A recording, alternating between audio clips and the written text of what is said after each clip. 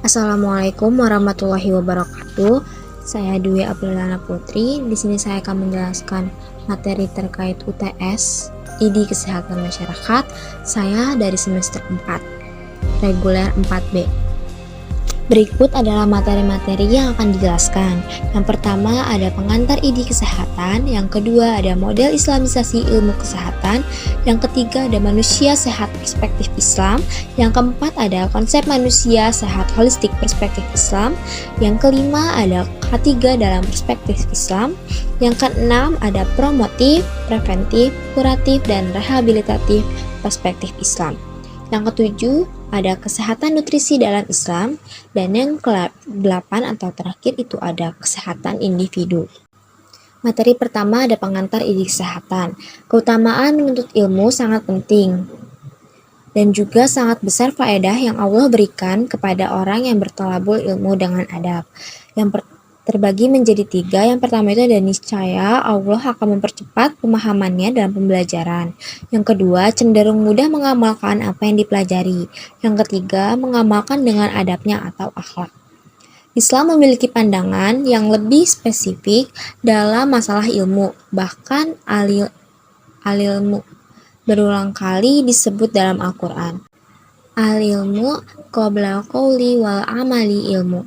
Itu harus didahului sebelum beramal sehingga kita sebagai seorang muslim, ucapan dan perbuatan kita tidak boleh terlepas dari ilmu. Yang kedua ada islamisasi ilmu kesehatan yang terbagi menjadi 3. Yang pertama itu ada dengan islamisasi keilmuan bahwa agama tidak dipisahkan oleh sains. Segala ilmu harus menyebutkan Bismi Rabbik karena semua alam diciptakan oleh Allah.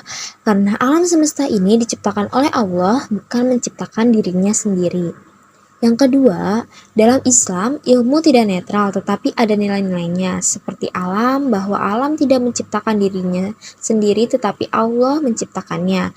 Berbeda dengan ilmu barat, bahwa alam menciptakan dirinya sendiri. Yang ketiga, ada kehidupan barat hanya mengenal realistis dan kebenaran, tidak kenal konsep akhirat dan konsep wahyu. Sedangkan islamisasi, ilmu memasukkan unsur-unsur Islam di bidang ilmu tersebut. Materi ketiga, manusia sehat dalam perspektif Islam. Orang yang beriman itu merupakan orang yang sehat secara fisik dan juga sehat secara rohani. Karenanya, Islam menekankan keteraturan ritme hidup dengan cara tidur yang cukup, istirahat yang cukup, di samping hak-haknya kepada Tuhan melalui ibadah. Islam memberi tuntunan agar mengatur waktu untuk istirahat bagi jasmani, keteraturan tidur, dan berjaga diatur secara proporsional. Masing-masing anggota tubuh memiliki hak yang dipenuhi. Contohnya, tidak boleh membahayakan diri dan orang lain. Selanjutnya ada konsep manusia sehat holistik perspektif Islam. Dalam perspektif Islam, orang yang dikatakan sehat itu orang yang sehat secara jasmani maupun rohani. Bahkan Rasulullah SAW mengatakan orang yang sehat itu merupakan orang yang kuat. Manusia yang kuat itu merupakan manusia yang sangat dicintai oleh Allah Subhanahu wa Ta'ala. Ada 2 hal yang menyebabkan kerusakan pada kesehatan yang terjadi pada diri manusia. Yang pertama ada penyakit badan maratul abadan. Yang kedua penyakit hati wa maratul khalq. Kita diperintahkan untuk menjaga kesehatan dan itu merupakan amanah karena menjaga kesehatan jiwa itu sangatlah penting. Karena sehat tidak hanya fisik, oleh karenanya penting mengosongkan jiwa kita dari perkara-perkara yang merusak. Al-Mukitab istilah dengan al-mujiat. Segala yang menyelamatkan jiwa kita dengan amal soleh, meningkatkan kualitas keimanan kita. Selanjutnya ada K3 dalam perspektif Islam. Keselamatan dan kesehatan kerja yaitu sebuah upaya untuk mencegah pekerja tidak mengalami kecelakaan di tempat kerja, baik secara hidrostatis maupun secara mental. Biasanya gangguan diakibatkan oleh bahan kimia, fisika, dan biologi. Macam-macam gangguan pada pekerja biasanya disebabkan oleh makanan, fasilitas, partikel udara, ataupun kebisingan. Dalam perspektif Islam, yang perlu dilindungi ada 5 hal, yaitu menjaga agama, yang kedua, menjaga nyawanya atau selamat dari sisi jiwa. Yang ketiga, menjaga akalnya seperti mental. Yang keempat, menjaga keturunan. Dan yang kelima, keselamatan harta. Materi selanjutnya ada promotif, preventif, kuratif, dan rehabilitatif dalam perspektif Islam, yang terbagi menjadi 4. Yang pertama ada upaya pencegahan didahulukan daripada upaya untuk mendatangkan manfaat atau pengobatan. Yang kedua, jangan melakukan hal atau perkara apa saja yang membinasakan, baik manusia maupun diri sendiri. Yang ketiga, jangan melakukan kerusakan setelah Allah memperbaikinya. Kerusakan yang disebut berupa fisik atau metafisik. Yang keempat, jangan berbuat sesuatu yang membahayakan diri kita maupun diri orang lain.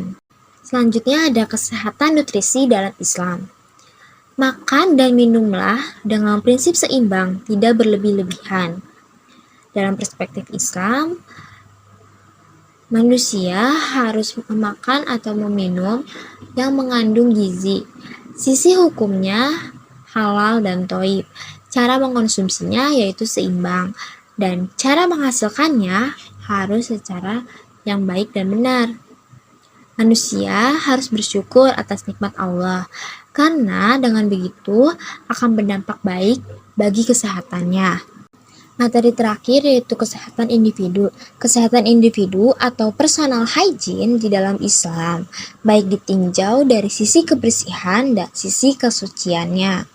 Tujuan dari personal hygiene adalah untuk meningkatkan derajat kesehatan seseorang memelihara kebersihan diri, yang terbagi menjadi 5 hal, yaitu ada istihadat, yaitu mencukur bulu kemaluan. Yang kedua ada khitan. Yang ketiga ada mencukur kumis. Dan yang keempat, mencukur bulu ketiak. Serta yang terakhir ada memotong kuku. Baik, cukup sekian dan terima kasih dari saya. Kurang lebihnya mohon maaf.